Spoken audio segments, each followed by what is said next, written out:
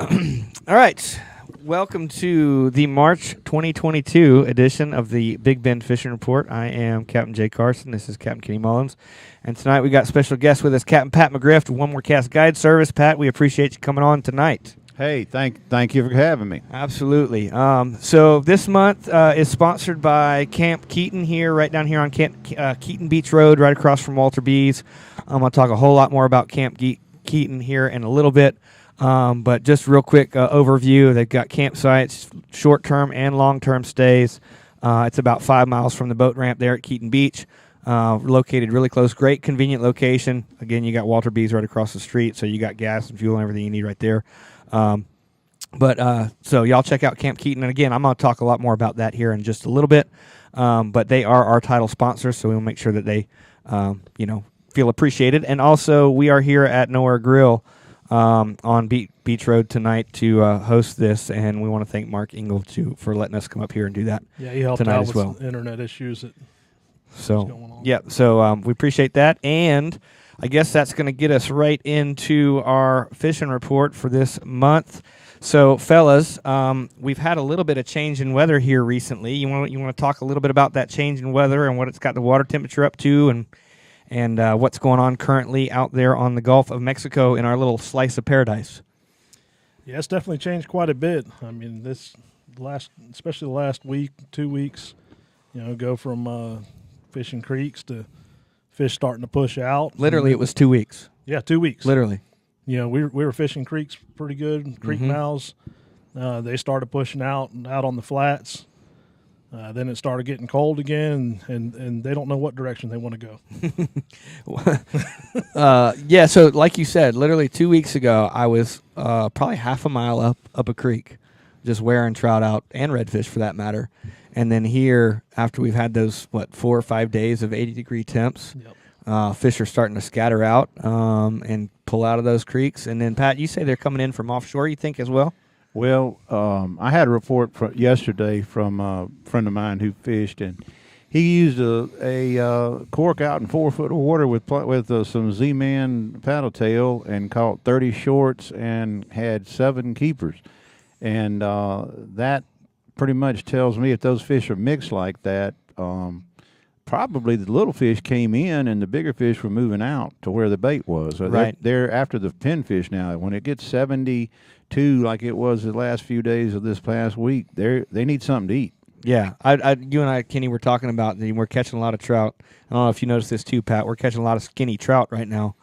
So I imagine that water temp warming up is going to have them putting the feed bag on big time. Yep, except it went back down again. Yeah, but it's short. It's coming. It's a short drop off. We got a couple nights in the 40s, which is not like the 20s or 30s. But it has definitely impacted. I mean, last Friday, I was seeing temperatures around 76, 77. Then it got down the low 60s, and today it finally got up to around 68. But yeah, that was when you got off the. Well, yeah, see. Yeah, when I got off the water.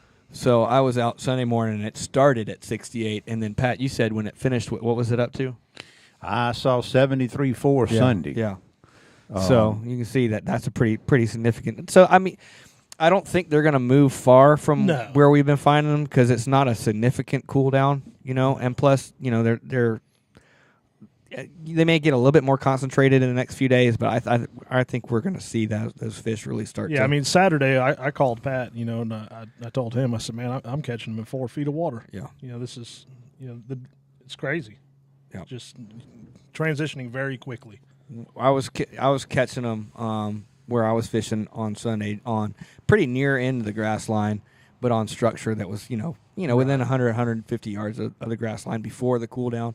Right. I don't imagine they're going to move far from that. No. But that was on high tide, on that higher water. So, and then obviously as the tide drops out, you might find them on some of that outer structure as that tide drops out. We're still getting a few fronts, like we're having one. We just had one yesterday and today. Water temp cool down. You said the water was blown out today pretty good? Yeah. Yeah. That's what I had. A couple people tell me that water never moved, never covered the bars. Yeah. It finally came up late. Yeah. When we were out there, but it went right back out just as fast as it came up. And so, I think, we've got some really beautiful weather actually scheduled for the next several days. We're going to have a really nice weather window. So got that to look forward to, which is going to get those. Well, I think Friday, Saturday, and Sunday we're looking at mid 80s for high temperatures, like 85, 86, something like that. That's what I was seeing. Which it may not get mid 80s out, on the water, but inland it's supposed to be mid 80s, which is going to get that water temperature up quick. And what's that magic water temp we're looking for there, Pat? I call it the earth core, about 70 degrees. That's right. So once that water consistently gets to that around that temperature, you're really going to see those fish start to fire off big time. So that's trout, and then redfish. It's been a little bit more of a struggle to find those consistently here recently, hasn't it, Kenny? It has. When they're starting to stack up a little bit, yeah. They're moving out. Yeah. They're starting to stack up a little bit, but it's not right yet. It's not quite right yet. I do anticipate it's going to get right here in March. Usually about the middle of March is when it starts to get good and right. But, both Saturday and Sunday on my trips, we caught redfish. But, generally finding them on structure is kind of where I've been finding them. Structure around, 2-3 feet of water. Yep, there's some cruising out there, cruising the grass flats. Yeah, we found some pretty good ones on Sunday, some upper slots. So they're there. They're not quite as thick as they're going to be, but they're around. And then we caught ours, let's see, on Saturday we caught them on spoons. On Sunday we caught them on catch 2000s. So those have been kind of the baits of choice for redfish. Pat, you want to add anything to that? We caught our reds on a nose hook fluke, 6-inch fluke. Both one on a shrimp for one girl Sunday, but the other two Saturday, and the other one up to 26 inches was on plastic, about 2 feet. Okay. And was that over any structure, just over grass, or not really any structure? Okay. Just outside of where the last few rocks were, where that was turning back to grass. Sure, that's that falling. So that like a little transition area there, from rocks to grass on the falling. Yeah, on the falling tide. On the falling tide, they had pulled back off of that. All right, that's good stuff. Anything else, Kenny, we want to touch on here? Flounder, anybody hearing? I haven't caught a flounder in like a month, 2 months. We had one on a soft plastic Saturday early, about 11 o'clock. We caught a 17-inch or 17, 18, I can't remember what it was. Around there, 17, 18 on a soft dean. Okay. So he ate a plug. That's cool. Oh yeah. That's cool. All right, so that's kind of what's going on. Like we said, we got some water temperature variations to look forward to. We got that water temperature that's going to start to get right in March, and those fish are really going to start to get fired up as we get later into March. All right, so that's going to bring us to our second segment, which is our best bet segment, sponsored by Keaton Beach Bumps right here on Keaton Beach Road at 2051 Beach Road in Perry, Florida. Keaton Beach Bumps is this is a second year that they are sponsoring a segment, so we want to thank them for that. What do they have up there, Kenny? What all can you find at the Beach Bumps? They have everything from tackle to snacks, ice. They got a ice house there. That ice house is money. Oh yeah. I've been enjoying that ice house. This makes it a lot easier to fill up the my chest. Tackle. I mean, they have good tackle that and great food here. And great and food. That's what I was going to get to, some delicious food. Look at me. I know good food. It is good. It's the best in Keaton, that's for sure. But actually, their fried chicken is phenomenal. It's the best in Taylor County. Their barbecue is good. Yeah. The ribs, the smoked chicken. Yeah. Hey, Chris. It's all good.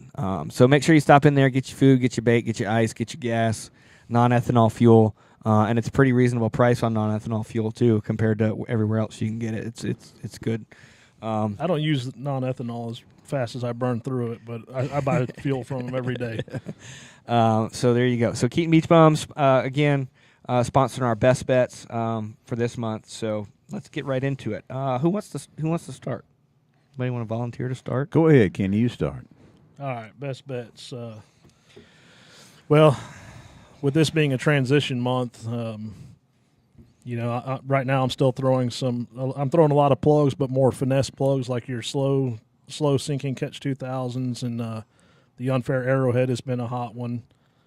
Some Miradines changing out the hooks, slow sink rate, just working them slow, and as the month goes on, we're going to start transitioning to a lot of search baits as those fish start moving around. More soft plastics towards the middle of the month, and then I'll be on top water as much as my back will stand it. So I threw some top. Now that you mentioned, I threw a little bit of top water this weekend.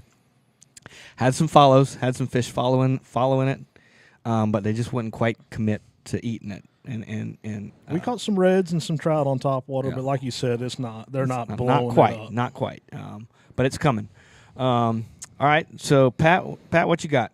Well, as we were talking earlier before we started recording, I call this month the moving month, and that means you got half the trout going that found the warmth and were up in the creeks and on the very shallow rock points. Now they're getting hungry and they're moving out, but the fish out in deeper grass areas and in those troughs are moving the opposite direction. So you got fish moving in both directions, and one of them is warmer and the other's colder, and he's trying to warm up.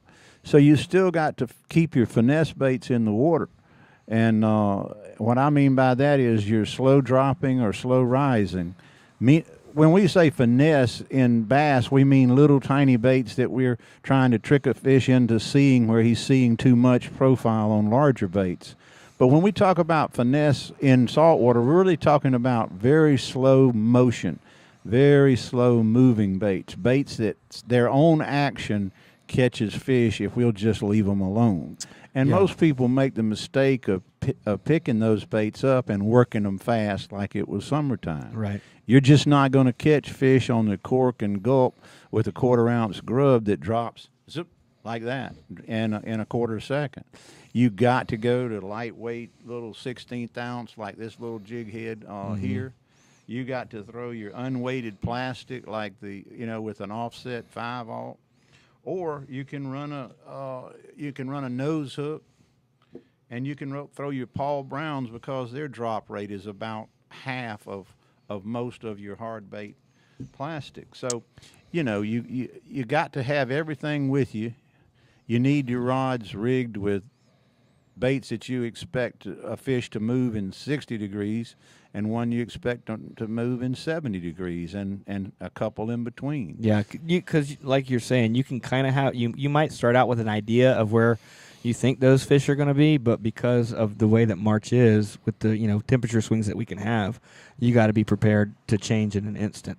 Absolutely. If you're fishing for two different groups of fish, you've got to have two methods to catch them. Right. And the other thing you were mentioning about those finesse baits and the fish picking it up, a lot of times when you're not even working it, how many times is it when you're fishing a finesse bait, when you go to move that bait or work that bait a little bit, that fish is already on. Yep. On absolutely. There. Yeah.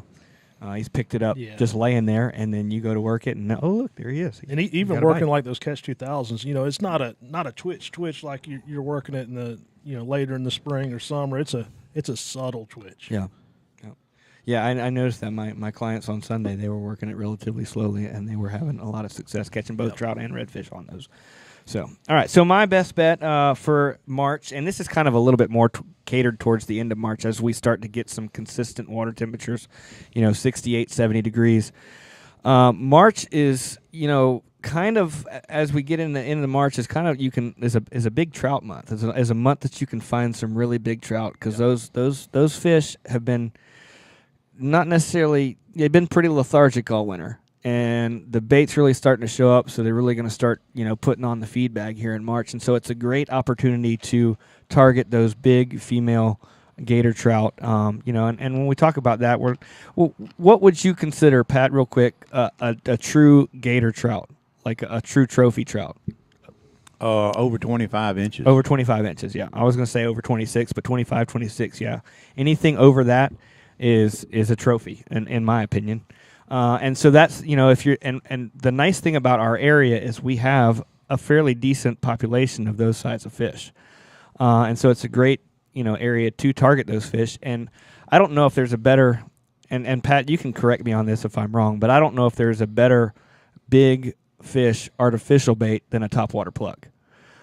So if you're just going out and you are trying to target a big trout, man, my best bet for this month is throwing a topwater plug, whether it's a stick bait, a prop bait, stick bait, or a walk the dog bait. As Pat calls them a stick bait, I call them a walk dog. The same thing. A prop bait or a chug bait, which is just a big popper. And so those are the 3 types of topwater baits, and they will all catch fish. And, Pat, you and I were talking before the show started that some work better in different conditions than others. You want to give them a quick rundown on what you were telling me earlier? Well, I'm not saying this is exclusive. This is the only way to go. But if you'll use this as a general rule, I say that throw your prop baits when it's calm, because your props will draw that strike up to a fish that otherwise is lethargic and not wanting to come for you. Mm-hmm. The stick bait is for aggressive fish, usually shallower. I've seen and I've been taught how to catch a fish with a prop bait out in 5 and 6 feet of water, and yet they would not come up and blast a stick bait. The stick bait is more for hunting and covering a lot of water, 1 to 2 feet, I'd say, and out to 3. And then the chugger is really in between, and it works in rough water. When it's really rough, you can still call a fish with the chugger. Yeah, and if you got a 15 or 20 knot wind and it's putting a good chop on the surface, that chug bait will cut through that chop and put out a good sound to attract those fish in. I've had some really good days. I've had some really good topwater days when the wind has been howling. But if you gotta throw a big bait and you gotta throw the right bait, but you can definitely have a lot of success. People think of topwater baits as calm day baits, a lot of times. That's unfortunate. That is unfortunate. You're right, because there is some phenomenal topwater fishing when that chop is on the water and that wind is blowing. I've been out there throwing them in 20. And I'd say my biggest trout that I've caught consistently have been in those types of conditions. Yeah. And they might miss it a little more because the bait's moving more. Yep. But there's definitely some opportunity for some big fish. Well, I like how you threw in there artificial when you address Pat. Yeah, well, I know he catches a lot of big fish on other baits too. But as far as artificial, that might be something we need to talk about, because there is some live bait fishermen that probably watch this, and that might be something they want to. I got a quick story for you, and this is related to I know you use a lot of pinfish, Pat, especially when they start to really push out on the flats like they are right now. I was in a creek, and this was back in, let me think about when. This was in January. January. It was pretty cold.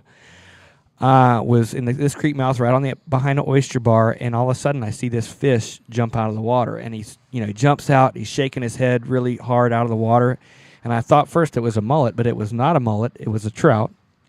He did it again, shook his head, and I went over there, and the fish was struggling. It was floating, but it was a trout that had inhaled. It was probably a 19-inch trout, maybe 18-inch trout, but it had tried to eat a pinfish that was probably half the size of that trout was. It was a giant pinfish, so big that it had gotten lodged in its throat and couldn't get it down.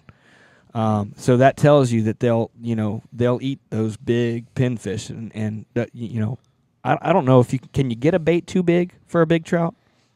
No. I've sure seen them eat some big pinfish. Yeah. No, you have to take the fish, and even the largest pinfish you'll catch here, if you take your hand, he'll be 4 fingers. If you can stick your hand in that trout's mouth this way, then he can eat him. Yeah. And I used to fish, and I have had 2 shows and a couple of articles, national articles written, coming fishing with pigfish, up 9, 10, and 11-inch pigfish, catching trout in the summer.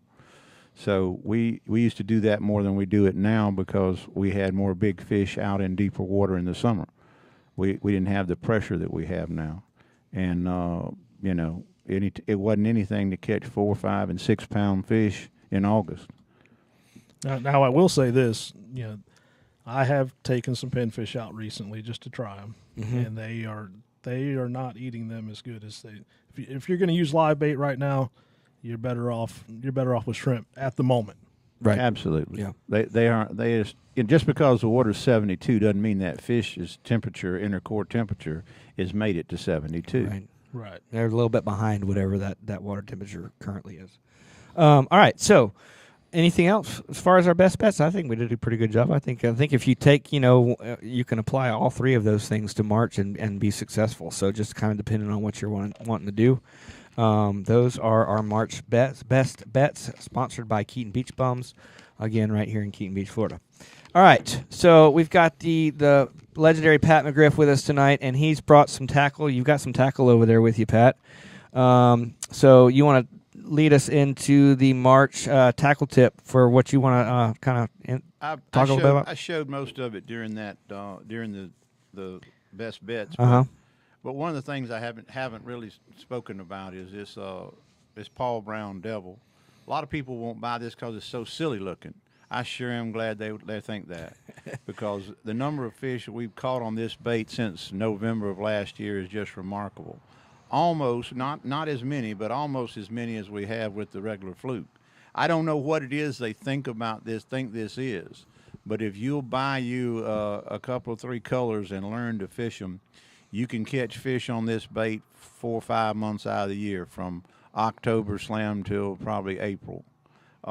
I don't know what it is. I can't ask a trout what it is. He won't tell me, but it's a remarkable bait. So is that your, Paul Brown makes several different styles of baits. Is that your favorite of the Paul Brown lineup? I don't throw anything else but this one. I used to throw the Fat Boy and the original, but once I was really introduced to this and embarrassed by throwing I got embarrassed by throwing 47 baits and catching 1 fish while the 2 on my boat threw these, and I provided these to them, and I decided to find something equal.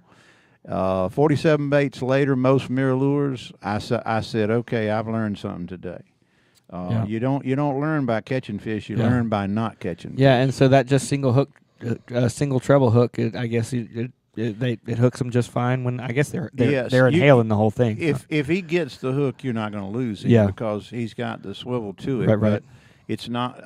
It's actually easier to catch a fish on this than a two hook plug because you don't have the hook sharing the hook set. Right. But like I said, once you master this, it's remarkable how the days that they want this and nothing else, there's nothing that compares to it. And I don't know of another lure that I can say that about. Yeah. But of course, we go back to talking about plastic. A lot of people don't try the different methods. The reason for nose hooking or chin hooking, whichever you call it, is so the bait will have a different action. When you stop, it dives. And this is triggering strikes from fish that are present into taking a bait that's going to escape them. And you're triggering that predator instinct in the trout. I wouldn't call this a redfish bait, but we caught 3 of our 4 reds on it this weekend. Hey, Pat, real quick, we got a question. Since you're talking about that Paul Brown, we got a question on how exactly you work that Paul Brown. Well, you have to watch this bait in the water to see its action, and then decide what you're going to do to get it to work. It wants to come up and float down, and that tail stabilizes it like any plastic bait. I would say it's a 10 o'clock, 11 o'clock work. You're not side arming it. Mm-hmm. It's like throwing a spoon or a spinner bait. You got to keep the nose up. So you're working 10 to 11 on your clock, with 9 being straight in front of you and 12 you're hitting your cap. Mm-hmm. So work it in a half an hour sections. I'm going to work 10, 10, 30, 10, 10, 30. I'm not going to work 10, 11, 10, 12. I'm going to work just that short section. Shorter twitches. Well, yes, but a lot of people don't understand what that means. Yeah. That means you don't move the rod tip but 6 inches maximum throughout the twitch. Right. And how long between twitches? Depends on the depth. You've got to know what your depth is. You got to hang it on the bottom a little, and then you get your count once you've hung up and snagged the grass a little. But I'm going to say that the bait is catching the fish. You aren't. You're not catching them. It does, and that's hard to get people, because you can't feel. You can feel it, but you can't feel what it's doing and that's where most people, the bass fisherman in them, wants to feel something all the time, dragging back and pulling back against them. And you can't fish these finesse baits if you expect to stay in control and in charge of that lure. Right. Yep. Which, Roger, we'll be going here in the next few days. I'm going to be giving you a call, and I'll have some on the boat. Yeah, there you go. And that should be, we're still Paul Brown season. And you said up through April, right? Yes. Yeah. Because once the blowfish show up, that's $11. Oh, yeah. There you go. Bye-bye. Speaking of the blowfish, I thought the blowfish numbers, the rabbitfish specifically, were down this year. I didn't run as many as. There's some out there. Are there some out there now? Can I cover? already? Can I cover South. another quick one? Sure, go ahead. Kenny more or less got me into this about 3 or 4 weeks ago. He shared that he was catching fish on the green with the red glitter baits. Assassin builds just the basic green red glitter. They build the greenback here on the Houdini that has a sand belly, and it's got the exact same color there. And then the third one is called Watermelon Slice and has a very dark background with the green red glitter in the belly. The reason these baits are special now is because the water is gin clear almost everywhere. You've got some stain when you get up almost to Finn Holloway, but you don't have any stain for miles and miles. From Grassy all the way to Otter Creek, the water's gin clear. Pepperfish. Green will produce fish for you when your favorites, your pinks, your chartreuses, and your whites won't. In that clear water. In that clear water, absolutely. Okay. Well, good deal. That's awesome. That's some good stuff right there. So definitely something that you can apply as we go through March, which in my opinion starts. We're kicking off my favorite time of year for our coastline, man. I enjoy it. I wouldn't say it's my favorite because we get a lot of people on the water. That's true. Other than the people on the water, as far as the fishing is concerned, right? It's my favorite. But I do. You're right. Speaking of people, that kind of leads us into our next little topic of discussion. So last month we started a new segment in between when we start taking questions. Which if you guys got some questions, you can go ahead and start putting those in there. We're going to get to those questions. There's a couple questions that we've had already. Scott, I saw your question. I'm going to come back and we're going to talk about it here in just a minute. So if you got those questions, go ahead and start putting those up, or you got a comment, you want to post a report, something that you did, you were out this weekend, and you want to tell us what you caught, feel free to put that up there, and we'll share that as well. But you were saying, spring hunting season's over, duck season's over. Yep. We're in between turkey season. Well, turkey season hasn't started yet, which that'll take a few off. Nice. Weather's getting nice. People are getting the itch, which is going to create a lot more people on the water. Everyone and their brother bought a boat during COVID. Exactly. So that's going to lead us into our new segment, which is the Hot Topic segment. And and this is at the request a little bit of Pat, but it's something that Kenny and I we like to talk about too, just because we want awareness out there as to make everybody's day more enjoyable. Yeah. And so we're going to talk a little bit about boat etiquette or fishing etiquette, however you want to talk about it when we're out on the water. And I guess, Pat, do you want to kind of start us off in the direction that you want to go and talk about this? The main reason that the etiquette is so important is not because I don't want to be bothered or Kenny or another boat doesn't want to be bothered by it. It's because the people that are with these new boats and that just don't know, that are ignorant of the facts about speckled trout, think they can drive on top of these fish and still catch them. You can't. The reason that you can't is because this fish is covered in spots. Spots mean he's hiding. He's hiding because he's scared. He's scared of being eaten by a large predator. And you in a boat are a large predator to that trout. So if you drive over him, he goes down in the grass, he shuts down, even if he's feeding, and it's over. So the reason for the balance of our discussion is going to be because you can't catch fish, and you are destroying the bite for the boats in the area if you're the clown that doesn't know what you're doing. So what you don't do is when you see a boat is go downwind of them within 200 yards. Simply take the time to steer your boat around behind them where they have been, and don't drive on top of where they are going. Yeah. That's my number one peeve. Yep. Number two, when you're in shallow water and you see a deep water draft boat like my Parker that draws a foot and a half of water, you don't have permission because your boat draws 6 inches to cut them off and run up and fish the very target that boat is trying to drift to. And I'm seeing a great deal of that with the new style. I'll just say the tower and tunnel boat. And these tower tunnel boats are just taking free range over everybody and seem to be totally disregarding all of the other anglers, both the little guys in the John boats that are trying to drift up and catch them a red, as well as some of us out in 20-foot plus boats. Yeah. And it's just a generally, you kind of pay attention to which direction somebody's fishing, whether they're drifting. If somebody's got a drift and they're setting up, they're fishing the water in front of them, but they also plan on fishing that water that's ahead of them too. And if you run in front of them or cut them off, you just, pretty much ruin their fishing for that area for a while. Same thing goes when somebody's on a trolling motor. If you see somebody working a grass line on a trolling motor, don't just run in there for 100 yards in front of them, because they have spots that they're probably intending to fish that they haven't got to yet. Right. Give that person, you can still go in and fish a section that you want to give, but give them, a section of coastline to continue to fish ahead of where they're planning to fish. Whether that's a couple, 500 yards or whatever it is, a reasonable amount of time, so that they're just not, you pull in and okay, we got to be done because that's it, we're cut off. That's like last Friday. We were fishing this one area. There was someone on the other side of the point. But I stopped, a few hundred yards out, and I was working the trolling motor, just slowly going to the point. Yep.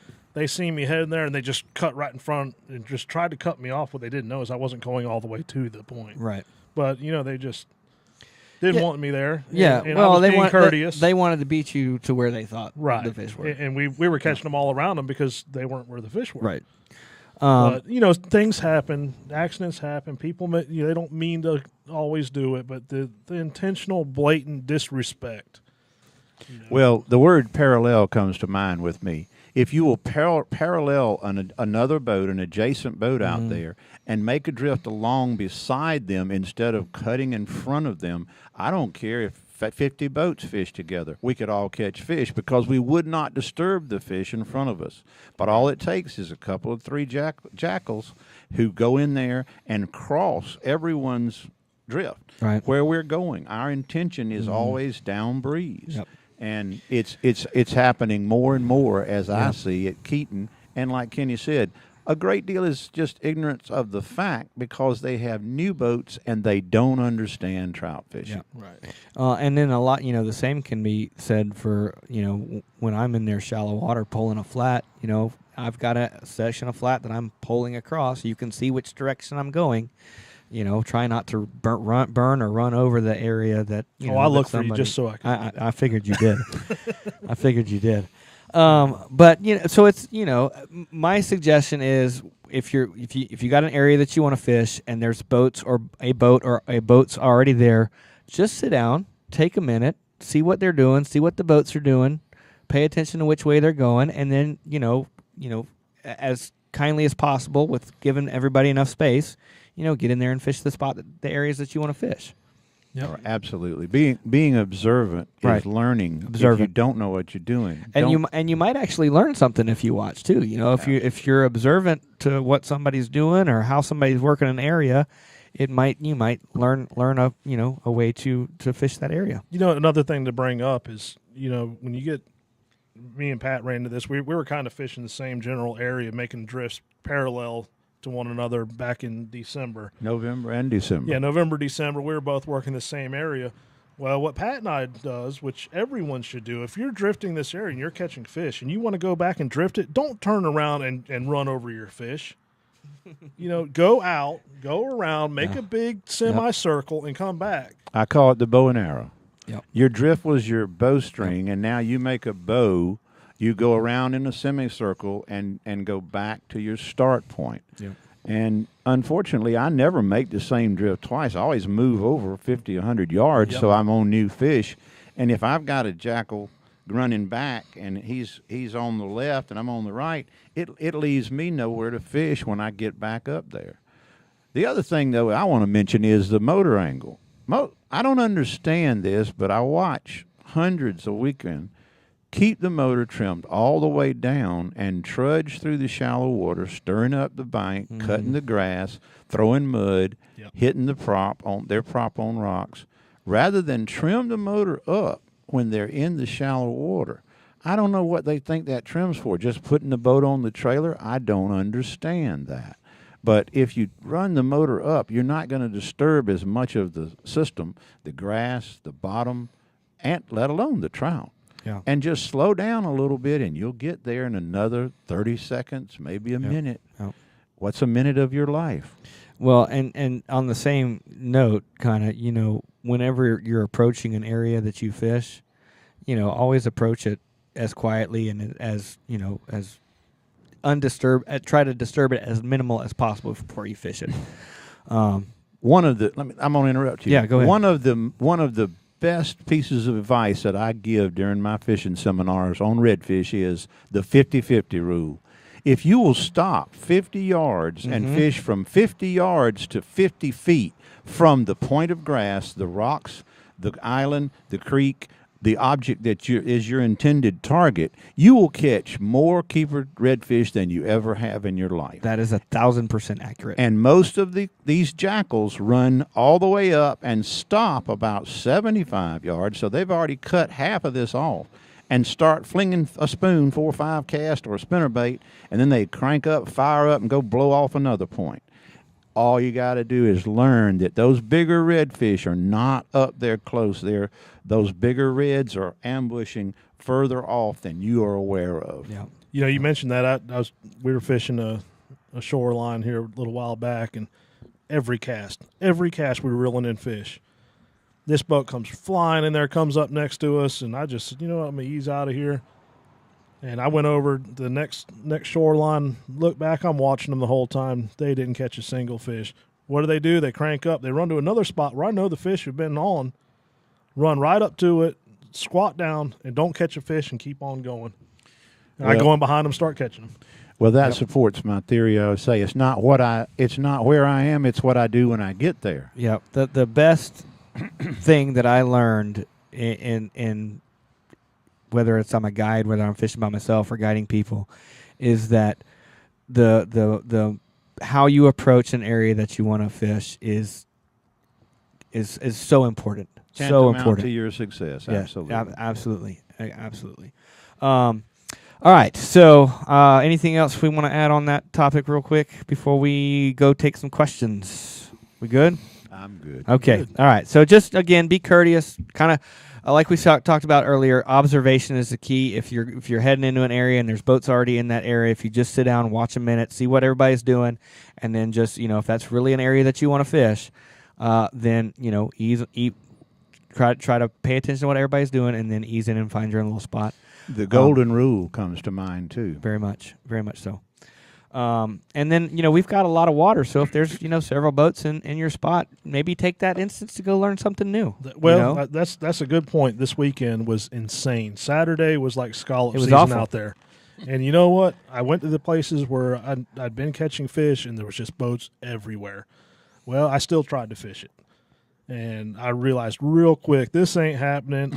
I ran till I didn't see anyone. And you know what? We freaking killed it. Yeah. Yep. Go fish. It's a great opportunity to learn new water. I've spent a lot more of this year learning new stuff than I have in the previous years, and the reason is because there's more people out there that I'm having to deal with. So it's forced me to find some new spots to fish that aren't as oh yeah, look at some of the spots me and you went and fished. Yeah, It's absolutely been phenomenal. Yep. All right, so we'll jump off that soapbox, and we will start taking some questions here in just a minute. So if you have any questions about anything that we've talked about tonight, or want to give us a little report on what you've been doing or how you've been successful, feel free to drop that in the comments, and we will get to those in just a second. But again, before we get to that, we would just want to thank Camp Keaton again for being our title sponsor for this month. I'm going to give you the rundown on Camp Keaton here real quick. They've got 7 sites. On those 7 sites, there is full hookup, power, water, and sewer for your camper or RV. Each site has a picnic table and a fire pit. If you got your boat with you, they've got boat parking. They've also got a site for you to wash your motor, flush your motor. If you catch and clean, or if you catch and want to keep some fish, they've got a fish cleaning station there as well. It is a perfect little spot if you're trying to get down here. Did he say if you catch some fish? Well, hey, we might be able to increase their odds of them catching fish if they book one of us while they're down here. Absolutely. But then that's a great place to stay. So if you bring your camper down, it's great for a weekend getaway. they have all three of our. We'll make sure that they have all three of our numbers. So if that you want to come down here, stay, and you don't have your boat and you want to go fishing, there are some great guides located here in Keaton Beach, along with including the three guys sitting at this table. Scallop season is this summer too, so if you're looking for a week-long scalloping trip, they do extended stays, and there is no minimum or maximum night stay. So if you want to come in for a night, fine. If you want to come in and stay for 2 months, they'll let you do that too. Better book up now for scallop season. Yeah, exactly. Yep, they've only got 7 sites, which so if you're planning on doing that, you want to get in touch with them, and here's how to do that. You can do it on Facebook. You just go to Camp Keaton with a K, so it's Camp with a K on Facebook. CampKeaton.com. Again, that camp is with a K, so it's CampKeaton.com. And then for booking, you can call 941-812-1770. And they've got those sites ready and available. I was just over there earlier taking a few pictures. I'm going to run through those pictures real quick while we transition into the questions there. There's the entrance. You can see that beautiful entrance right there, the sites there. There's a couple of sites. Again, full hookup. Look at that. There's not a bunch of sugar sand and right. dirt to track into your camper. That's right. Nice gravel parking lot, gravel parking spaces with your full hookup. And then they've got a laundry room for you to do some laundry and some other stuff there. So it's a great little site for you to stay at. Camp Keaton right there off of Keaton Beach Road, right across from Walter B's there. It's a good time there. My wife and I have been there and hang out and play some cornhole and cook out, and good people. Jim and Laura are good people. Yep, for sure. All right, so I got something before we go into the questions. Go ahead. You know, some of you all know, you've probably seen it on Facebook, one of our local guides, Champ Klein. Oh, yeah. He's been having it rough. He's been in the hospital a while. You know, his wife's been by his side. They've lost a lot of income. There is a GoFundMe for them. If y'all want to look that up or message me, I can get it to you. And on top of that, there is going to be a tournament.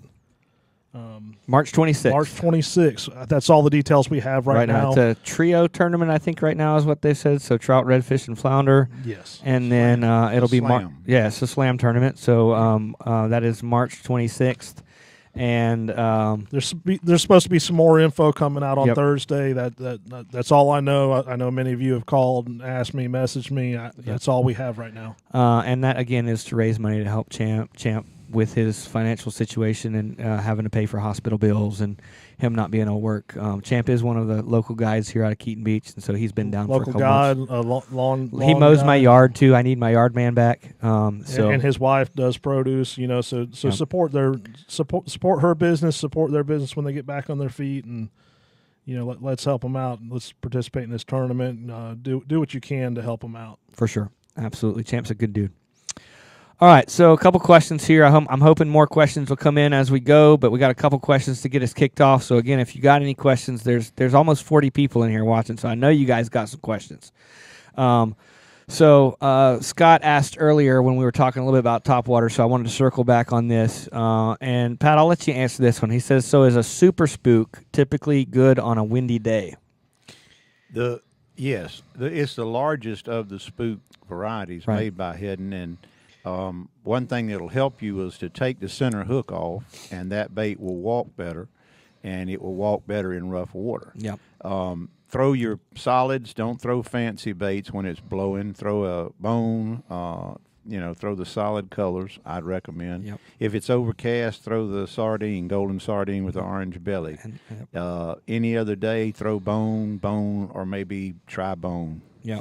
I mean, number one. You know, there's a million different colors of topwater baits out there, but really you just kind of need two. You need a dark and a light. Any variation of a dark or a light, bone being that light, and then you were saying the orange with the dark back would be the example of a dark. If you're targeting reds, it's hard to beat that gold. Yeah, that gold with the dark back is a good one for sure. All right. Next question here. Let's see. Michael Amman, this isn't a question, but Michael, this again, speaking towards that topwater, he says, I caught a whopping 2 on topwater Saturday. So that doesn't just surprise me with him. He's a master at that. So that just kind of tells you that we haven't quite got that topwater bite kicked off, but it's coming. Not quite yet. They're starting to. It's coming. They're starting to. Yep. A lot of compliments on the boat etiquette talk. So a lot of people liking that information and agreeing with us so far on that one. Tim Moody says, in the spring, when you're catching trout in 2 to 3 foot of water at high tide, how far out do you think those trout move during low tide? Sometimes it would blow your mind how far. I mean, an area that I'm fishing right now, I've kind of got them figured out where they're going low tide and high tide, and it's almost a half-mile difference. And during that swing, a lot of times I'll get in the middle and just anchor up and just have fresh fish coming through and just steadily sit there and fish. Other times it's not much. It may only be 100, 200 yards. It also depends on what those fish are staging on. Right. If they're staging on an oyster bar that's got like a creek channel or trough right there next to it that they can fall into. Can I interject a yeah, little something? absolutely. Go ahead. And what Kenny's talking about is, well, I don't know. My theory here, or my hypothesis is that these fish are staying in that warmer water. Right. And as that tide shifts, it's like a sheet of ice up in the Arctic moving, and it moves from, say, up against the grass to out quarter, maybe even a half a mile. And those fish are not going to get isolated from that warmer water if they can stay in it. And it's not that they know what they're doing, they just do it for survival. Right. Once the water warms and homogenizes and there's no cold here and warm there, that's over with. Those fish will just sit down in the grass. But for this time of year, they do surf. I call it surfing. They will do surf from offshore in. And you can be up too shallow too early in the morning and there's just no fish there. Right. It's hard for you to believe it, but they're riding in that sheet of warm water that's not, of course, not ice. And it's hard for the average weekend fisherman to pattern them the way that someone like me who's on the water every day, I'm catching them here at high tide, and then low tide, I'm like, all right, where are these fish at? And I find them here. Well, now I know which direction they're heading. I can get in the middle and do that. It's hard for the average weekend fisherman. Yeah, because you know where, or you know exactly where they're going to be from their low tide spot to the high tide spot, right. So you can cut them off. It's like you're cutting off a deer from a bedding exactly. area to their feed area, yep. And to their food source, and you're just getting in between them. Well, also your boat draws very little water, and you're shallow enough to see those fish coming by you. Right. Where the average person with a draft like my boat is never going to know those fish are surfing. Right. All right, next question. Jim Rudd says, okay, Kenny, let's fish this tournament. So you have to talk to Jim about that. Todd Tanner says he's headed down Saturday. What depths should we try to find trout in? That's it's all relative. You take that one, Kenny. You just jump all over that. I tell you, it's all relative to where you're at. I mean, this time of year, you just need to. I would recommend starting out and working your way in, and you're going to find them. I'd wrap 3 feet of water. Yeah, I'd wrap it, meaning I'd fish 2 to 3 and 3 to 4, and it would depend on the tide. And I'd take it, when it's going back out, I'd get it in 3 to 4. When it's coming in, I'd be 2, 3. I call that, 2.5 to 3.5 is wrapping 3. Yeah. I wouldn't get shallower than 2.5, and I wouldn't get deeper than 3.5. Yep. Yeah.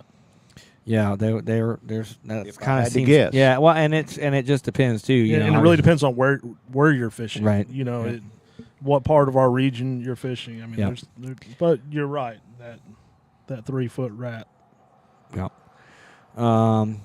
Another question from Scott Pritchard says best colors for soft plastics in dark water. The sky conditions, we have to know what they are. Yep. Okay, so you take into consideration both sky conditions and then water clarity. Absolutely. Yeah. Clarity, the conditions, and the surface. Yeah. Those are the 3 parameters that determine color. Yeah. Because it's what he can see and what he cannot see. You want to give just a quick example of that, Pat? If it's blowing 15 knots and you're throwing the plastic, you want to throw the light, the white, the chartreuse, the pink. the bright fluorescence. If it's bluebird sky and no breeze, you throw the clear, natural looking colors like this green watermelon and watermelon green red glitter, etc. Smoke, clear with certain glitters, clear gold, clear red. Those colors by Mark Nichols' #1 selling color is glow. Now, when do you throw glow? When the sun's out. Otherwise, the glow doesn't charge. Yep. His second best-selling color is freckles, which is clear with red glitter. Why? Because South Florida has clear water all day long. The third best color is for us is the clear gold, because we have water with tannic color in it, and that gold just matches the hatch. Yep. I've had a lot of success too when you have like dark skies and dark water where there's not a lot of light available. Dark colors seem, you create that dark silhouette. So like a purple, a black even, can work good when you're trying to create that silhouette in those darker conditions. Absolutely. Yeah. So so there you go, Scotty. It just kind of again depends on the conditions, but for dark water, dark skies. You kind of wouldn't think it, but dark water, dark skies, dark colors. That's why a lot of times I'll have something different on every person's rod, and then figure out what they're wanting and start moving from there. Yep. Yeah. Let the fish tell you, but don't throw your fancy, pretty, natural looking baits if the wind's blowing over 10 knots, because he's not going to find them. Mm-hmm. All right. Well, I guess that's going to about wrap us up here. If anybody has any last-minute questions or comments they want to throw in, feel free to do those as well. Let me just scroll back up here to the top, see if I haven't missed anything. I think we got it. Again, we want to thank Camp Keaton for sponsoring this month. We want to thank Nowhere Grill for letting us come up here and do the show. Kenny and I want to thank Pat for volunteering his time and insight and coming on here and sharing that with you guys. Pat, we plan on having you back again here at least a couple more times this year. I appreciate it. Yeah. I enjoy it, and I think it's a great service to give people some information they otherwise might not glean. Okay. All right, so we got another question. Again, we got a little bit more time here, so if you got some more last-minute questions you want to throw in here, we'll get to them. Davis Dodson says, when are you going to pull out the popping corks? I threw them Saturday. I threw him Sunday. I did not throw any popping corks. The popping corks are hidden away in my boat and garage and may not come out till June or July.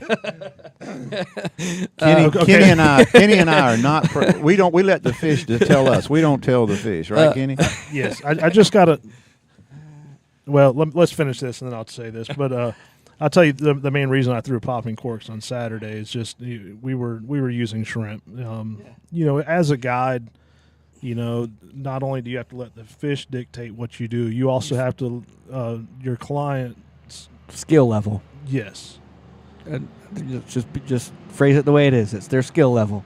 Yes. Yeah. So I mean, depending on your skill level, and how comfortable you are working a plug or a soft plastic or a top water bait or whatever it is that you're artificial that we talk a lot about on here. If you're not as comfortable working those baits, a great starting point obviously is that popping cork. So again, a lot of it depends on your skill level. I'm going to avoid throwing that thing as much as possible, but it doesn't mean I don't throw it. So there's some times of the year where that's the if you want to catch fish, you got to throw it. Right. It's just, but if I don't have to throw it and I can still catch a fair amount of fish, I'm not going to throw it. And right now, I don't have to throw it. So it's kind of up to you. I think it's a lot of your personal preference. Now, I'll say this. I've got a 1/16 ounce weight under my popping cork. I do not have a 1/4 ounce jig with a chunk of gulp on it. And that's and that's just to keep that sink rate down a little bit. Right. So. Yep. And because you're also fishing shallow too.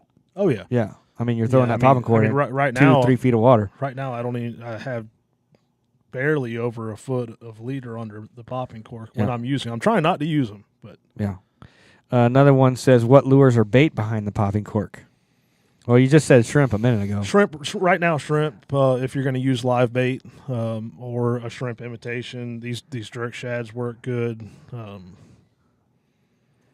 Well, Okay, let me tell you something I don't have a lot of confidence in, and I know you catch a ton of fish on this. I don't have a lot of confidence in just a paddle tail on a jig head under a popping cork.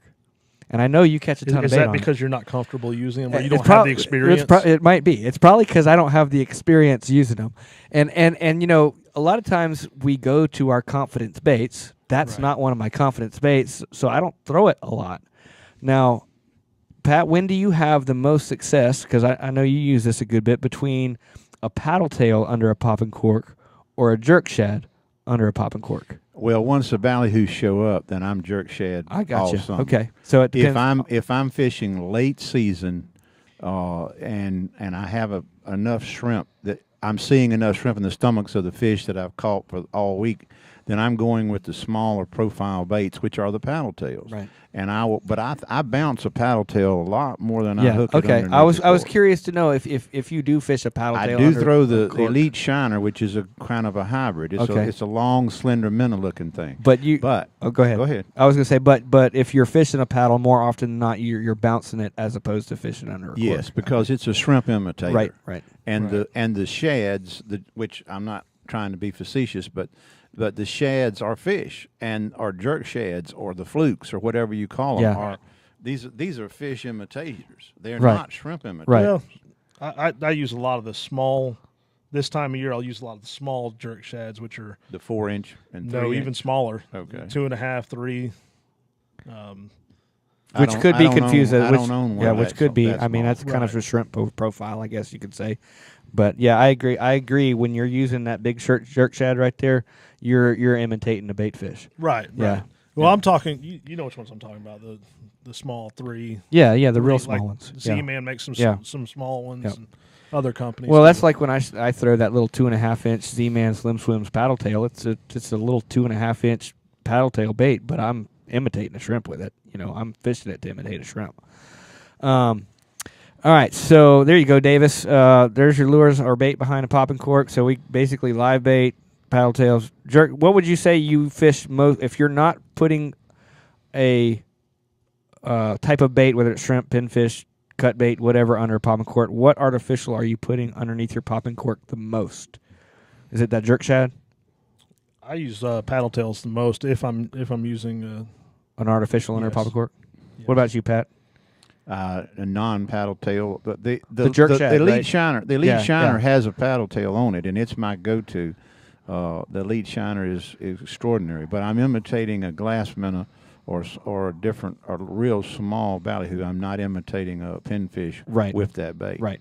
But like I said, the jerk shad is my preference because I say go big or go home. Yep.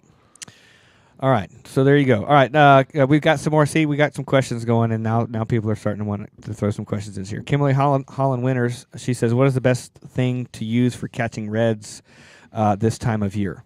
spoons. Yep. Spoons and Yep. anything gold. Yep. Yep. Yep. There's not much more to add to that. You know, my favorite spoon is not. I mean, it's a variation, but of gold. But I like the copper color. Yeah, copper's good. Yep.